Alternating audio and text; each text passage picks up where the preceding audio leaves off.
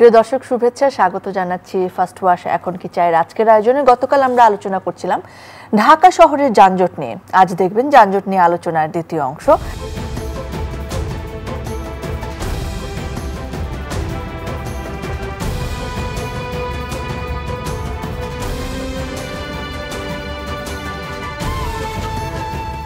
প্রিয় দর্শক, গত পর্বের মতো আজকেও আমাদের সঙ্গে উপস্থিত রয়েছেন ঢাকা পরিবহন সমন্বয় কর্তৃপক্ষের সাবেক নির্বাহী পরিচালক জনাব খন্দকার রাকিবুর রহমান। স্বাগতম আপনাকে। আমাদের সঙ্গে রয়েছেন পরিবহন মালিক জনাব মোহাম্মদ দেলোয়ার হোসেন। স্বাগতম আবার আপনাকে। দর্শক, এশীয় উন্নয়ন ব্যাংকের প্রতিবেদন অনুযায়ী ঢাকার যানজটের মোট দেশজ উৎপাদন অর্থাৎ জিডিপির প্রায় 3% ক্ষতিগ্রস্ত হয়, যার পরিমাণ 168 লক্ষ কোটি টাকা। তার মানে ঢাকার যানজটের ভীষণ ক্ষতিকর প্রভাব পড়ছে আমাদের সামগ্রিক উৎপাদনশীলতায়ও। ঢাকা মহানগরীর যানজট দূর করার উদ্দেশ্যে ফ্লাইওভার তৈরি, এলিভেটেড এক্সপ্রেসওয়ে, ফুটওভার ব্রিজ সহ অনেক বড় বড় অবকাঠামোগত উন্নয়ন হয়েছে। চলমান রয়েছে অনেক উন্নয়ন কর্মকাণ্ড, কিন্তু পরিস্থিতির উন্নয়ন হচ্ছে না। ঢাকা শহরের রাস্তায় 2007 সালে গাড়ির গতিবেগ ছিল ঘন্টায় 21 কিলোমিটার। বর্তমান সময়ে গতিবেগ কমে হয়েছে 4.8 কিলোমিটার। কি কারণে এত সব অবকাঠামোগত উন্নয়ন কার্যক্রমের পরও যানজট নিরসনে কোনো দৃশ্যমান উন্নতি তো হলোই না, বরং অবস্থার আরও অবনতি হলো। সেই বিষয় নিয়ে গত পর্বেও কথা হচ্ছিল। এই ধারাবাহিকতায় আজকের আয়োজনে শুরু করতে চাই। খন্দকার রাকিবুর রহমান, আমরা সমাধানের জায়গায় কোন কর্তৃপক্ষের কেমন দায়িত্ব সেই জায়গাটিতে আসছিলাম। এটিকে যদি আরো একটু এলাবোরেট করি, এই যে অবকাঠামোগত উন্নয়নগুলো যানজট কমানোর জন্য হলো, সেগুলো কেন কাজ করছে না বলে মনে করেন? যেমন আমাদের সাধারণ দৃষ্টিতেও বলে যে যদি মেট্রোতে এত শতাংশ মানুষ চড়ে তাহলে যানজট কমার কথা, কিংবা এলিভেটেড এক্সপ্রেসওয়ে হলে নিচের রাস্তায় জ্যাম কমার কথা, কিন্তু আমরা দেখেছি একদম এলিভেটেড এক্সপ্রেসওয়ে থেকে নামার পরে একটা জ্যাম তৈরি হচ্ছে। এটা কেন আসলে এই পরিকল্পনাগুলো কেন কাজ করছে না? পরিকল্পনাগুলো কাজ করেনি, তার মধ্যে কয়েকটা কারণের মধ্যে আমি উদাহরণ হিসেবে যদি বলি, যে ধরেন মোটরসাইকেল, প্রথম যখন মোটরসাইকেলকে নামানো হলো তখন মোটরসাইকেলের মাধ্যমে খুব দ্রুত এক জায়গা থেকে আরেক জায়গায় যাওয়া যাচ্ছে। লোকজন যারা পাঠাও ইউজ করলো তারা কম টাকাতে যেতে পারছে, এটা এক ধরনের স্বস্তি এনেছিল। কিন্তু কিছুদিনের মধ্যেই দেখা গেল যে যেহেতু কোনো সমীক্ষা ছাড়া এই কাজটা অটোমেটিক্যালি শুরু হয়েছে, কাজে ঢাকা সিটিতে কতগুলো মোটরসাইকেল আর কি চলাচলের রোড ক্যাপাসিটি আছে এটা কিন্তু যাচাই করা হয়নি। কাজে যেই মোটরসাইকেল কিনে আর মোটরসাইকেলের জন্য আবেদন করে সেই মোটরসাইকেলের জন্য পেয়ে যাচ্ছে। কাজে ঢাকা শহরে এখন মোটরসাইকেল উপদ্রব হয়ে যাচ্ছে। যে কারণে মোটরসাইকেল চলে যাচ্ছিল কোন দিক দিয়ে, আমরা দেখবো যে ফুটপাতের উপর দিয়ে মোটরসাইকেল যায়।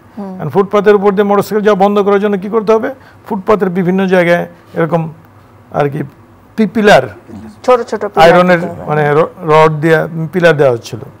এখন যারা দৃষ্টি প্রতিবন্ধী ওরা বলে যে এরকম পিলার থাকলে তো আমাদের জন্য অসুবিধা, আমরা যারা দৃষ্টি প্রতিবন্ধী কোনো রকম হাঁটি, পিলারের কারণে আমরা যেতে পারছি না।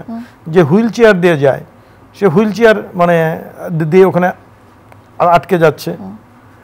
এটা এই মোটরসাইকেলের কথা বললাম, যে মোটরসাইকেলটাকে এখন একটা উপদ্রবের মধ্যে চলে, যে মোটরসাইকেল কখনো ডান দিকে যায় কখনো বাম দিকে যায়, সবসময় জিগজাগ। ঘন ঘন লেন পরিবর্তন না করা একটা হলো যে সেফটি, ট্রাফিক সেফটির জন্য একটা প্রিকন্ডিশন। কিন্তু আমাদের এখানে আপনি দেখবেন যে সকল গাড়ি সকল সময়ই একটু নাড়াচাড়া করতে থাকে, যানজটের মধ্যে আছে, যানজটের মধ্যে 1 ইঞ্চিও যদি আগাতে পারে, 1 ইঞ্চিও যদি আগাতে পারে, এই যে একটা ট্রেন্ড। এখন মূল সমস্যাটা কি এই সেক্টরের? মূল সমস্যাটা হলো দুর্নীতি, মূল সমস্যাটা হলো চাঁদাবাজি, মূল সমস্যাটা হলো দলীয় স্বজনপ্রীতি। এটা এই তিনটাই যারা এটার মেইন অ্যাক্টরস। ধরেন বাস মালিক থেকে শুরু করে, বাস শ্রমিক থেকে শুরু করে যারা এই ট্রাফিকিংটা নিয়ন্ত্রণ করে, এদের এক শ্রেণীর মানুষ, এর কাছে এই টোটাল সেক্টরটা এরকমভাবে একটা জিম্মি হয়ে আছে। আজকে যদি আপনি ঢাকা শহরে যান, এটা আমরা যখন কাজ করতাম তখনই আমরা এটা, আমাদেরকে কেউ এটা বলে দেন। আমাদের দেশের একটা সংস্কৃতি হলো কেউ বলবে না অফিসের টপ বসকে যে স্যার আমাদের দপ্তরের এই সমস্যা আছে। বস যেদিন এটাকে আবিষ্কার করবে তো তখন আর কি সে কেবলমাত্র মুখ খুলে। যেমন এখনও যদি আপনি আর কি বাসগুলোকে আপনি চেক করেন, দেখবেন যে এটা গ্যারান্টেড যে 20 to 30% বাসও আপনি আর কি নাও পেতে পারেন যেগুলা সঠিক রুটে চলাচল করতেছে। হ্যাঁ, কারণ এগুলো যে সঠিক রুটে চলতেছে কি বেঠিক রুটে এটা আপনি তো এটা বুঝতে পারতেছি না, কিন্তু যারা চালায় তারা কিন্তু ঠিকই বুঝতেছে, যাদেরকে ম্যানেজ করে চালায় তারাও ঠিকই জানতেছে। এই যে টাকা পয়সার একটা অলিখিত বন্দোবস্ত আছে, এটা একটা বিষয়। ওরকম ঢাকা শহরে যেহেতু আমরা পার্কিংয়ের ভালো ব্যবস্থা করতে পারি না, এই বাসগুলোর কথা বলতেছি আমি, ছোট গাড়ির কথা কেন বলতেছি না, কাজেই পার্কিংয়ের জন্য এই বাসগুলো কোথায় পার্ক করবে এটার জন্য কারো না কারোর সাথে একটা বন্দোবস্ত আছে। তার মানে এখন যেহেতু ধরেন বৈষম্য নিরসনের জন্যই যে এই আন্দোলন, এবং এই আন্দোলনের প্রথমই হলো যে এই দুর্নীতি এবং এই দলীয় স্বজনপ্রীতি এটাকে রোধ করা। কাজেই এই সেক্টরকে যদি প্রথমেই আপনি এই দুর্নীতি আর মানে দলীয় স্বজনপ্রীতিটা আপনি যদি এটাকে স্টপ করতে পারেন, তাহলেই দেখবেন যে একটা পরিবহনে একটা শৃঙ্খলা প্রথম ফিরে এসছে। এখন এটা কিভাবে করা হবে? ওই যে আমি যে বললাম যে কমিটিটা বাস রুট রেশনালাইজেশন ছিল, এই কমিটিকে আপনাকে রিস্ট্রাকচার করতে হবে। এই কমিটিতে ফ্রেশ ব্লাড মানে আসতে হবে। ছোট ছোট যত বিষয়গুলো আছে এরকম হয়তো 50টা কজ থাকবে এখানে, ওই 50টা কজ ওই কমিটি মানে আলোচনা করে সিদ্ধান্ত নিতে পারবে। এই যে মেট্রো রেল হওয়াতে যে সুবিধাটা হয়েছে, কিন্তু মেট্রো রেলের সম্পূর্ণ সুবিধাটা নিতে গেলে মানে আমাদের আরও কী করতে হবে। যেমন আপনাকে আমি একটু মানে উদাহরণ দিয়ে বুঝাই। আমি শাহবাগে নামলাম, এখন শাহবাগ থেকে নেমে আমি ইস্কাটনে যাব। হ্যাঁ, এখন এই ইস্কাটনে যাওয়ার রাস্তাটা যদি আমার 10 মিনিটের যদি জার্নি হয়, তাহলে এখানে যদি ফুটপাথ হয়, হ্যাঁ ফুটপাথ থেকে আমি ইজিলি হেঁটে আসতে পারি। আমাদের আগে বহু সরকার গেছে, শুধু এই সরকার না, আগের সরকার না, আরও আগে থেকে আমরা এই সচিবালয়ের একদম সামনে এই যে বাইতুল মোকাররমের সামনের ফুটপাথ আমরা কেন মুক্ত করতে পারি না? কি আছে ওখানে, কত বড় শক্তি মানে ওই ফুটপাথে কাজ করে। আপনি একদিন সেটা ভিজিট করে আসেন, আপনি দেখেন যে কত বড় রাস্তা। ফুটপাথ তো নিয়ে নিচ্ছে আরো 10 বছর আগে, এখন ওই রাস্তাটা অর্ধেক নিয়ে নিচ্ছে। যানজট তো মানে ফ্রিকোয়েন্সি, যানজটটা হলো এরকম একটা বিষয় যে আপনার ধরেন 10 মাইল আপনার ক্লিয়ার রাস্তা, হ্যাঁ, কিন্তু সামনের আধা মাইল আপনার যানজট। এই আধা মাইল যানজট আপনার এই 10 মাইল ক্লিয়ার রাস্তাকে আপনাকে তার এফেক্ট পড়বে, ইম্প্যাক্ট পড়বে। আমি যে এখন ধরেন এই উত্তরা দিয়াবাড়ি যেখান থেকে আপনার এটা ছাড়ে, আমি যদি উত্তরা 4 নম্বর সেক্টর বা 6 নম্বর সেক্টরে থাকি, এই 4 নম্বর বা 6 নম্বর সেক্টর থেকে আমি কিভাবে এই উত্তরা দিয়াবাড়ি স্টেশনতে যাব, এই প্ল্যানটা করার দায়িত্ব হলো এই বাস রুট নিয়ে যারা কাজ করে মানে মানে তাদের। আমি যদি এইটুকু যদি আমি স্মুথলি যেতে পারি, তাহলেই কেবলমাত্র আমি কি ওইখানে একটা গাড়ি পার্ক করে আমি এসে মতিঝিল এসে আবার যদি মানে ফিরে যেতে পারি, এই স্মুথনেস হলেই তাহলে আমি গাড়ি নিয়ে মতিঝিল আসবো না। হ্যাঁ, কিন্তু আমরা ওই স্মুথনেসটা মেট্রো রেলের সাথে লিঙ্ক করে, এখন মেট্রো রেল যতটা টাকা ব্যয় মানে হোক, মেট্রো রেলের সাথে লিঙ্ক করে অন্য সব মানে বাসগুলোকে ফিডার সার্ভিস হিসাবে আপনাকে করতে হবে, ডেভেলপ করতে হবে। ওই সিস্টেমগুলোতেও পরিবর্তন আনতে হবে। হ্যাঁ, ওই সিস্টেমগুলো পরিবর্তন, টোটালি আগের যে কমিটি ছিল তারও পারভিউর মধ্যে এটা ছিল যে সকল বাস রুট করবে। আজকে আমাদের ফার্স্ট অ্যানিভার্সারি। Happy anniversary. ও শিজ। এখন কি হবে? এখন হবে ফার্স্ট ওয়াশের 10 মিনিটস পাওয়ার ওয়াশিং এর ম্যাজিক। ফার্স্ট ওয়াশ ডিটারজেন্ট পাউডারের মাল্টি বুস্টার কাপড়ের যে কোনো দাগ ময়লাকে নিমেষে দূর করে এবং কালার গার্ড কাপড়ের রঙকে রাখে নতুনের মতন। সম্পর্কের রং থাকুক ফার্স্ট ডের মতন নতুন। আর জামা কাপড়ের জন্য ফার্স্ট ওয়াশ তো রয়েছেই, সাদার আরেক নাম ফার্স্ট ওয়াশ ডিটারজেন্ট পাউডার। এই ক্ষেত্রেও আপনাকে বাস রুটগুলোকে করতে হবে। এখন এটার জন্য প্রথমেই করতে হবে একটা মানে বাস নেট কোম্পানি করতে হবে একটা। যেমন ধরেন মেট্রো চালানোর জন্য একটা যেমন মেট্রো রেল কোম্পানি আছে, বিআরটি চালানোর জন্য যেমন একটা বিআরটি কোম্পানি করা হয়েছে, এই বাস রুট চালানোর জন্য একটা বাস রুট কোম্পানি করতে হবে। এই বাস রুট কোম্পানি কীরকম হবে এগুলোর একটা প্রায় মানে কোম্পানির একটা ডিজাইন অলরেডি মানে এই ডিটিসিএতে মানে প্রায় করা হয়ে গেছে। হ্যাঁ, এটা আজ থেকে কয়েক বছর আগেই মানে শুরু হয়েছে। একটা কোরিয়ান কোম্পানি এই কাজটা পেয়েছে, তাদের মোটামুটি একটা প্রেসক্রিপশনের মতো এটা এই কমিটি পাবে। হ্যাঁ, কাজেই ওই কমিটিরই দায়িত্ব হবে সে তো তখন কিভাবে এই ঢাকা শহরে বাসগুলোতে চলাচল করবে। এখানে দুইটা পদ্ধতি হতে পারে। সরকার যদি মনে করে যে সরকার বাস কিনা দিবে তাহলে একরকম, আর এই কোম্পানি যদি মনে করে যে আমরা অকশন দিয়ে দিব, সাপোজ যে এই রুটে মানে বাসকে চালাইতে চাও, এই সুযোগ সুবিধার মধ্যে এই নিয়মকানুন আর কি মানে মেনে করবা, তোমরা সরকারকে কি দিবা বা সরকার কি সাপোর্ট দিবে, হোয়াট এভার বি দ্যাট, তারা ইন্ডিপেন্ডেন্টলি ওই কোম্পানি হিসেবে তারা এটা কাজ করবে।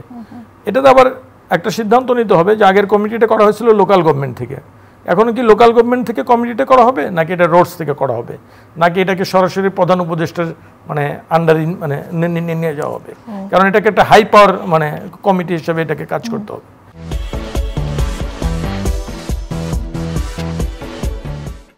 সামনে এক সময় ধরেন আর কি মেয়র নির্বাচন হবেই। হ্যাঁ, মেয়র নির্বাচনের ম্যানিফেস্টো তো থাকতে হবে। এটা শুধু ঢাকা না, এটা বাংলাদেশের মানে যত জায়গায় মেয়র আছে, যত জায়গায় ইভেন পৌরসভা আছে, যে ট্রান্সপোর্টেশনের জন্য মানে তার পরিকল্পনা কি, সে যে নেক্সট 5 বছরের জন্য বা 4 বছরের জন্য এই যে ক্ষমতায় থাকবে ট্রান্সপোর্টেশনের জন্য। আজকে ময়মনসিংহের আর কি নামটা কেন এসছে, ময়মনসিংহ আমি প্রায়শই যাই, ময়মনসিংহের দিকে আমাদের বাড়ি। এখানে অসংখ্য বহুতল ভবন করা হয়েছে, অসংখ্য বহুতল ভবন, এটা একটা দুইটা না, শত শত। কিন্তু রাস্তা প্রশস্ততা মানে জাস্ট অতটুকুই যতটুকু ছিল। এখন কিভাবে যাবে? তো মেয়র এর আগে আমরা দেখেছি যে ময়মনসিংহে বিনা প্রতিদ্বন্দ্বিতায় মেয়র নির্বাচিত হয়েছে, কাজে তার তো জনগণের কাছে কোনো জবাবদিহি করতে হয় নাই।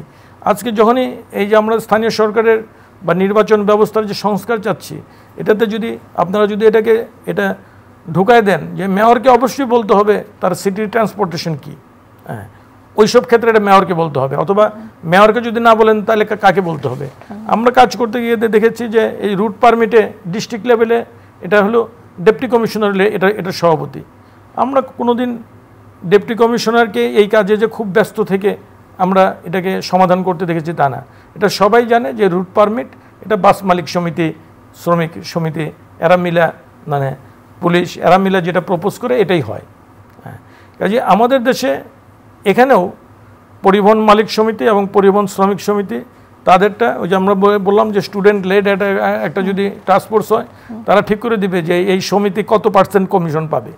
হ্যাঁ, কারণ কিছু টাকা পয়সা তারা যদি না পায় তাহলে তাদের গুড সার্ভিস আমরা কেউ নিতে পারবো না। সেই জায়গায় ওনারা আসলে কি কি সমস্যার সম্মুখীন হন? দেলোয়ার ভাই, আপনার কাছে জানতে চাই যে আপনার কি মনে হয় যে কোন কোন জায়গায় পরিবর্তন যদি আনেন তাহলে আসলে যানজটও কমবে, আবার আপনারাও লাভবান হয়ে নিজেদের ব্যবসাটি ভালো করে চালাতে পারবেন? আসলে জঞ্জাট তো মনে করেন যেটা স্যার বলছে, স্যার বাস সম্বন্ধে, আর আমাদের যেটা মনে করেন এই আপনি যেটা বলছেন যে কোন কোন সমস্যাটা হলো যে মনে করেন জঞ্জাটের একটাই হইল সচেতনতা আছে, আর হইল আপনার মনে করেন এই গাড়ি ঘোড়া যেভাবে পরিস্থিতি রোড লেভেলে যেসব গাড়ি ঘোড়া মনে করেন চলার উপযুক্ত না সেই গাড়িগুলোও মনে করেন চলে, এই গাড়িগুলো মনে করেন অনেক সময় রাস্তার মধ্যে নষ্ট হয়ে থাকে, হয়ে থাকে। ওই যে কোম্পানির সিরিয়ালে গাড়ি দিয়া বাসের কথা বলি, ওইটা মনে করেন ওইটা তো তোদের বাসের সম্বন্ধে আমার তো অভিজ্ঞতা কম। আমি কাভার ভ্যান লাইনে হইলে আর হইলো ট্রাক লাইনে হইলে আমি মনে করেন আপনারে পুরা নির্দিষ্ট সবকিছু বলতে পারতাম। আসলে বাস লাইনে তো আমার অভিজ্ঞতা কম। বাসই বলা লাগবে তা না, আপনি আপনারটা বলেন। আমারটা হইলো আমাদের মনে করেন যেটা পরিবহন, আমাদের যে ট্রাক কাভার ভ্যান, আমাদের এটা হইলো আমাদের তো জঞ্জাটের মধ্যে আমাদের গাড়ি অনেক সময় পড়ে যায় হইলো পরিবহনের জন্য। এই পরিবহনের জন্য আমাদের গাড়িগুলো ধরেন চট্টগ্রাম পোর্ট থেকে ছাড়ে ঢাকা আসবে, সেই গাড়িগুলো আসতে মনে করেন 6 ঘন্টা, 6.5 ঘন্টা, 7 ঘন্টা লাগবে। কিন্তু জঞ্জাটের কারণে আমাদের গাড়িগুলো পড়ি অনেক সময় মনে করেন এই বাসের কারণে 10 ঘন্টা, 11 ঘন্টা, 12 ঘন্টা, অনেক সময় 15 ঘন্টাও জঞ্জাটে পড়ে থাকে। আর আমাদের যে মনে করেন পরিস্থিতি, আমাদের জঞ্জাটের কারণে অনেক সময় নির্দিষ্ট টাইমে গার্মেন্টসের মাল পৌঁছাতে পারে না, নির্দিষ্ট টাইমে আপনার এই যে পোর্টে পৌঁছাতে পারে না। এটার জন্য আমাদের তো অনেক ক্ষতি। যে গাড়ি মনে করেন তেল যাবে ঢাকা চট্টগ্রামে আপ ডাউন 130 লিটার, সেই গাড়ি চলছে 160 লিটার, 70 লিটার, তাহলে আমাদেরও মনে করেন অনেক ক্ষতি হয় এই জঞ্জাটের কারণে। তো আমাদের তো মনে করেন ক্ষতি। এরপরে আমাদের যে ড্রাইভার হেল্পারকে আমাদের কমিশন দিতে হয় মনে করেন 4,000, 5,000, সেখানে যদি 3 দিনের বেশি, 2 দিনের বেশি 3 দিন লেগে যায়, সেখানে আমাদেরকে আরও 1,500 টাকা বাড়তি দিতে হয়। এটা আমাদেরও বিশাল ক্ষতি এই জঞ্জাটে আমাদের যেমন এই রপ্তানিমুখী পরিবহনের। খন্দকার রাকিবুর রহমান, একটা জায়গার কথা এখন খুব হয় যে বাংলাদেশে প্রাইভেট গাড়ির সংখ্যা অনেকখানি বেড়ে গিয়েছে, তো অনুমোদন ছাড়া তো প্রাইভেট গাড়ি কেনা যায় না আসলে। সেই জায়গায় যখন একটা গণপরিবহন দেখা যায় 20, 25, 30, 40 জন মানুষ নিতে পারে, একটা প্রাইভেট কার হয়তো একজনকে নিয়ে চলছে, কিন্তু সে তো আসলে রাস্তায় যানজট তৈরি করছে। এই জায়গায় আমরা কেন একটু উন্নত পরিবেশের বা উন্নত পাবলিক ট্রান্সপোর্ট নামাতে পারি না? সেটা হতে পারে হয়তো প্রাইভেট ভাবে কোনো ব্যক্তি মালিকানা না হয়ে সরকারি ভাবেও হতে পারে। আমি তো একটু আগে আপনাকে বললাম যে ওই যে বাসনেট কোম্পানির কথা বলেছি, যে একটা যে কোম্পানির দায়িত্ব হবে যে ঢাকা শহরে একটা বাস সিস্টেম চালু করা। এখন বাস কেন, আজকে পৃথিবীর কোনো শহরেই এই এত ছোট গাড়ি মানে রাস্তায় বেশি চলাচল করে না, বিশেষ করে এই জনবহুল মানে যেখানে আমাদের ঢাকা শহরের আয়তন ছোট, মানুষ অনেক অনেক বেশি, কিন্তু তারপরেও মানুষ কেন ছোট গাড়িতে? কারণ আপনি চিন্তা করবেন যে এটা আপনার ক্ষেত্রে যদি হয় যে বাচ্চা কাচ্চারা স্কুলে যাবে, স্কুলে বাচ্চাদের দিয়ে আবার স্কুল থেকে আনা, তাহলে একটা গাড়ি থাকলে নিরাপদ হয়। স্কুলে বাচ্চাদের দিয়ে পাবলিক ট্রান্সপোর্টের যে অবস্থা, ওখানে যে মানে সিটে আর কি বসা, যে সিটে বসারই কোনো অবস্থা নাই, যত নোংরা, হ্যাঁ, ময়লা এবং তাদের আচার আচরণ। হ্যাঁ, ওই যে আমরা যখন ধরেন আর কি আমাদের পরিবহনগুলোতে আর কি মহিলাদের জন্য কতটুকু মানে কনভিনিয়েন্ট, এগুলো যখন যে ব্রাক ইউনিভার্সিটির এদের অনেক মানে স্টাডি করা আছে, যারা দেখেছে এরকম যে কোনো ভদ্রমহিলা একটা বাসে উঠতে গেলেই মানে দেখা গেল যে ওই কন্ডাক্টর তাকে তার পিঠে সে উদ্দেশ্যপূর্ণ ছাড়া হলেও মানে সে একটা টাচ করার একটা অভয়ারণ্য হচ্ছে আমাদের বাসগুলো। এই যে মানে একটা কালচার ট্র্যাডিশন, এই ট্র্যাডিশনটা আমাদের দূর করতে হবে। কাজে আমাদের এই যে আজকে আমাদের দুজনকে নিয়ে আলোচনা করতেছেন, এই আলোচনাতে আপনার আসলে লোকজন সংখ্যা বৃদ্ধি করতে হবে। এখানে পুলিশ ডিপার্টমেন্টের লোকজন থাকতে হবে, এটা পার্টিকুলারলি পরিবহন মালিক সমিতি, এগুলো যে ঢাকা পরিবহন এরা হলো সবচেয়ে শক্তিশালী থাকেন, ওখানকার যিনি সেক্রেটারি হিসেবে আছেন যিনি দেখবেন, তিনি আপনাকে মনে করতে হবে যে এই সময়ে পরিবহনে উনি সবচেয়ে গ্রহণযোগ্য ব্যক্তিত্ব। হ্যাঁ, তাদের সহযোগিতা ছাড়া হ্যাঁ সরকারের পক্ষে কারো পক্ষেই কাজগুলো করা খুব কঠিন হয়ে পড়বে।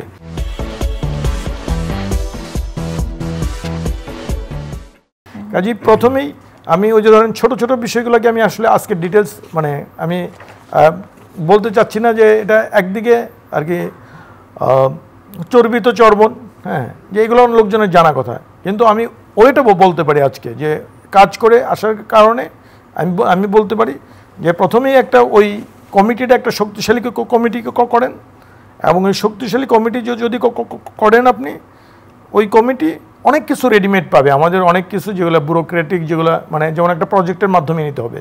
আজকে যেখানে একটা মেট্রো রেলে যদি 13, 14, 15 হাজার কোটি টাকার মতো লাগে, এই টোটাল বাস রুট রেশনালাইজেশনে ধরেন 5-6 হাজার কোটি টাকার মধ্যেই হয়ে যায়। ওই ধরনের কাজগুলো অলরেডি করা আছে। আমরা হয়তো ওটার জন্য একটা পিডি নিয়োগ করতে হবে, আমরা ওই কোম্পানির জন্য একটা মানে এমডি নিয়োগ করতে হবে, কিন্তু এই কাজগুলো আমি বলবো যে ব্যুরোক্রেটিক টার্মে চলতে গেলে তো অনেক বেশি সময় লাগবে। কাজে আপনি যদি 1 থেকে 3 মাসের মধ্যে করতে চান, তাহলে ওই কমিটি এই যে পরিবহন মালিক আর পরিবহন শ্রমিক, পুলিশ, এদের সাথে হ্যাঁ জনপ্রতিনিধি, স্টুডেন্টস, হ্যাঁ যারা ইউজার, তাদের সাথে কথা বলে একটা যৌক্তিক অবস্থায় এর মধ্যেই নিয়ে আসা সম্ভব। আর দ্বিতীয়ত হলো যে লং টার্মের জন্য ওই যে ঢাকা শহর থেকে ধরেন বাস স্ট্যান্ডগুলোকে ঢাকা সিটির বাইরে মানে নেওয়া যাওয়া হবে, এগুলো অলরেডি সমীক্ষা করে কোথায় কোথায় এরকম হতে পারে 4টা জায়গা সিলেক্ট করা আছে। তো এগুলো সময় সাপেক্ষ, কিন্তু লোকজনকে দরকার ইমিডিয়েট রিলিফ দেওয়া। আর উন্নত মানের বাস সার্ভিস ছাড়া, নিয়মানুবর্তী বাস সার্ভিস ছাড়া এটা সম্ভব না। এখন যখনই আমরা নিজেরাও স্টাডি করে দেখেছি বা আমাদেরকে যেটা বলা হয়েছে যে টাকা দিয়ে আসলে বাস ভাড়া দিয়ে আমরা চলি, এই টাকাতে আসলে বাস চালু থাকার কথা না, কিন্তু তবুও তো বাস চলতেছে। তাহলে কেন চলে? যদি লাভ না হয় তাদেরকে কেউ জোর করে কি চালাইতে বাধ্য করা হয় না? আবার বিআরটিসি গত কয়েক বছরে কিন্তু একটা লাভজনক প্রতিষ্ঠানে আসছে। হ্যাঁ, এটা আমি মনে করি বিআরটিসির যে বর্তমান চেয়ারম্যান, এটা তার কৃতিত্ব, আগের চেয়ারম্যানদের সময় এটা হয়নি। ঠিক আছে, এরকম যাদের সাকসেসফুল স্টোরি আছে তাদেরকে যদি আপনি ইনকর্পোরেট করেন, হ্যাঁ, এবং যাদের ধরেন এক্সপার্টাইজই আছে, আমাদের একজন মিস্টার আনিসুর রহমান নামে একজন অ্যাডিশনাল সেক্রেটারি আছেন বিমান মন্ত্রণালয়ে, তার এই ব্যাপারে ট্রাফিক ইঞ্জিনিয়ার একটা ডিগ্রি আছে। কারণ আমরা যেমন বলি যে বাংলাদেশের ট্রাফিক সম্পর্কে কথা বললেই আমরা খালি বুঝি ট্রাফিক পুলিশ। সারা পৃথিবীতে ট্রাফিক কন্ট্রোল করে ট্রাফিক ইঞ্জিনিয়াররা, ট্রাফিক ইঞ্জিনিয়ার।